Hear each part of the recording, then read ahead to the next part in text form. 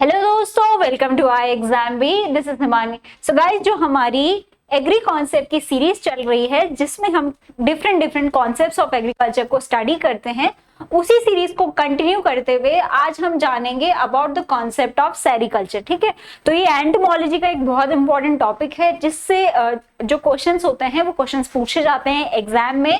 तो ये बहुत इंपॉर्टेंट कॉन्सेप्ट है। अगर आपने इसकी जड़ पकड़ ली तो आप कोई भी क्वेश्चन क्या है खाली नहीं छोड़ पाएंगे।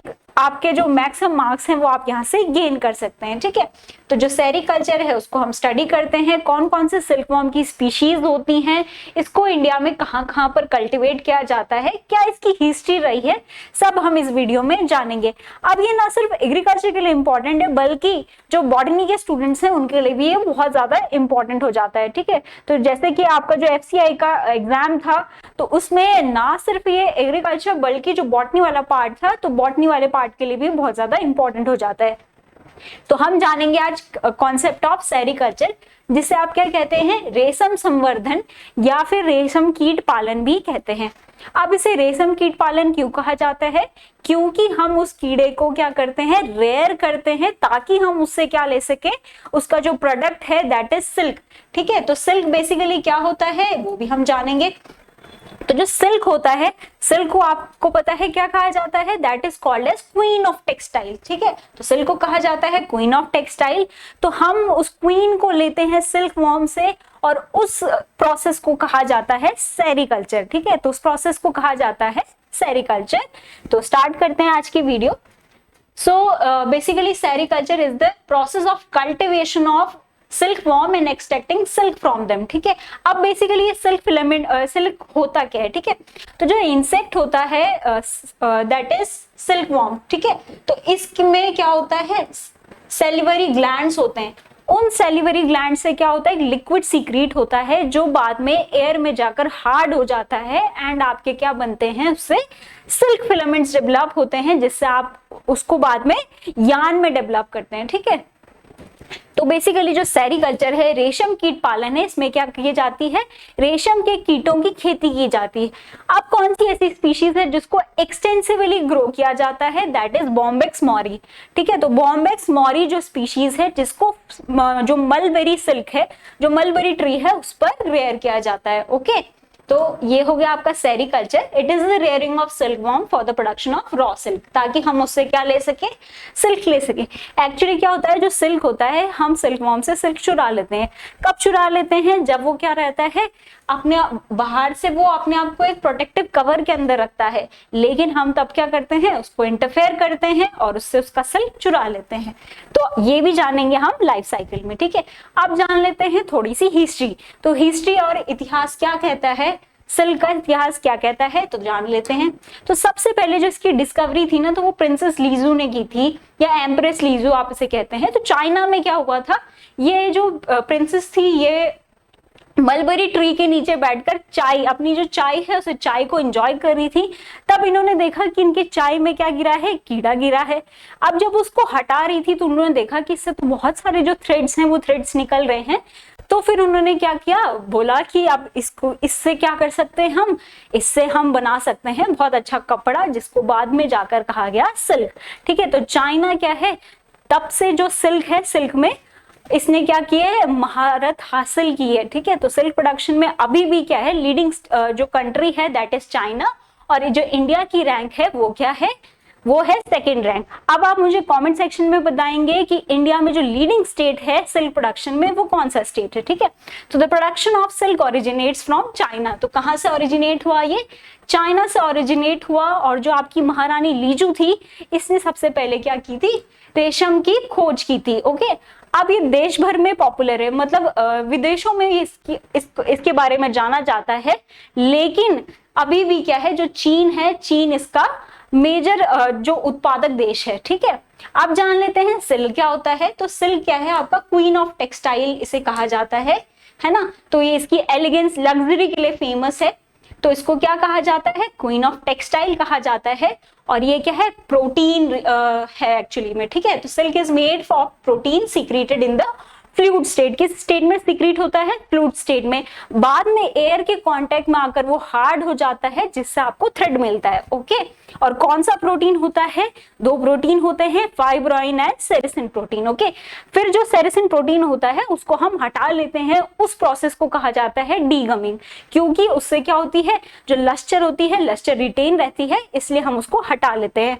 अब प्रोटेक्टिव शेल क्या है? देखिए, जो कुकून होता है, अब क्या है, जो सिल्क वॉर्म है वो एक लेपिडोप्टेरियन है। लेपिडोप्टेरियन मतलब उसकी जो लाइफ साइकिल होगी वो 4 फेजेस में होगी। 4 कौन से होंगे? एग, लार्वा, प्यूपा, एडल्ट, है ना। तो एग से क्या होगा? लार्वा बनेगा, लार्वा से क्या बनेगा? प्यूपा बनेगा, प्यूपा से एडल्ट बनेगा। कुछ इस तरह से लाइफ साइकिल जाएगी। तो ये लार्वा क्या होता है? इसमें मोल्टिंग होती है।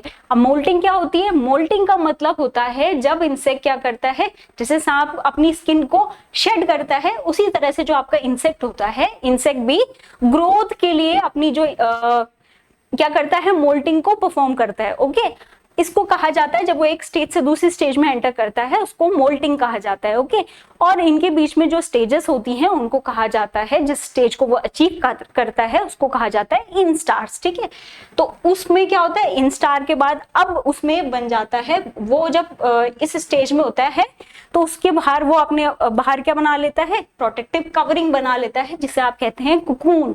ठीक है, तो कुकून वो अपने बाहर बना लेता है, किस फॉर्म में, जो ये प्रोटीन सीक्रेट कर रहा है। ठीक है, तो ये जो कवरिंग है इसने बना लिया, अब वो अंदर है इसके। ठीक है, तो हम क्या करते हैं, क्योंकि हमको सिल्क चाहिए तो हम इसको स्टेज पर किल कर लेते हैं, प्यूपल स्टेज पर हम उसे किल कर लेते हैं और इससे जो सिल्क है वो सिल्क ले लेते हैं। ठीक है, तो यहाँ पर हम इसे चोरी करते हैं और इसका जो सिल्क है वो सिल्क ले लेते हैं।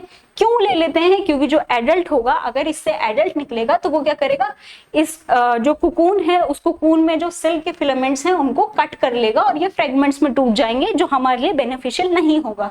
तो इसलिए हम यहाँ पर क्या कर लेते हैं, इसे कट कर लेते हैं। ठीक है, अब जो इसकी स्टेजेस होती है लाइफ साइकिल की, जैसा कि हमने कहा, क्योंकि एक लेपिडोप्टेरा है तो ये 4 फेजेस में जाता है, that is egg, larva, pupa, adult, ये इसकी स्टेजेस होती हैं। और हम इसको कहां पर करते हैं, कुकून स्टेज, जिसके अंदर क्या होता है, आपका प्यूपा होता है, इसको हम किल कर लेते हैं। ठीक है, और फिर अपना जो सिल्क है वो इससे लेते हैं। अब देखिए सिल्क वॉर्म की कौन कौन सी स्पीशीज होती है। ओके, तो पहली होती है आपकी मलबरी, जिसको आप क्या कहते हैं, बॉम्बेक्स मॉरी कहते हैं।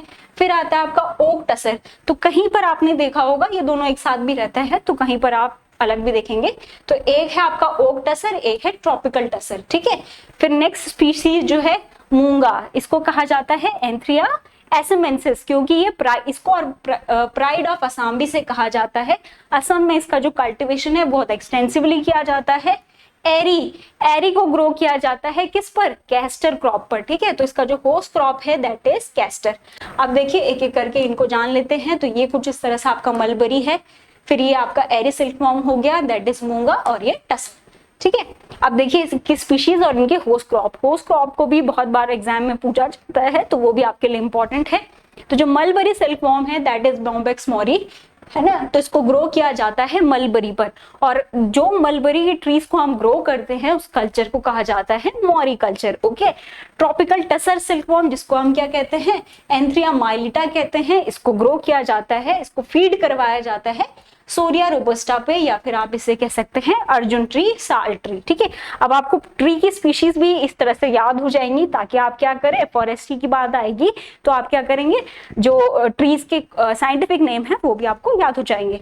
ठीक है, फिर अगर आप बात करेंगे एरी की, तो दैट इज फिलासोमनिया रिसिनी। ठीक है, और ये कौन सी क्रॉप पर फीड करता है, that is castor, which is ricinus communis. ठीक है, मूंगा सिल्कवॉर्म जो है एंथ्रिया एसमेंसिस, बहुत आसान है क्योंकि असम में इसका कल्टीवेशन बहुत एक्सटेंसिवली किया जाता है, तो असमेंसिस इसे आप याद कर सकते हैं।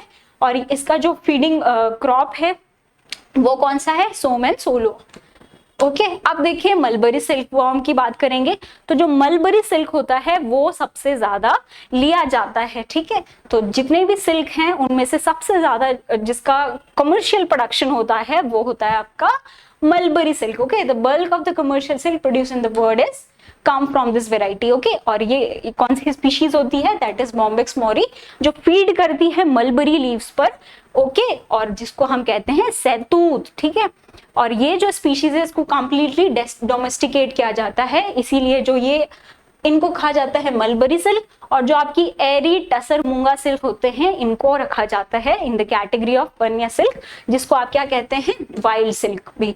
अब देखिए ये कुछ इस तरह से इसकी लाइफ साइकिल चलती है। तो लाइफ साइकिल में जैसा मैंने आपको बताया था कि एग से फिर बनेगा आपका लार्वा, लार्वा से प्यूपा, प्यूपा से आपका एडल्ट, है ना।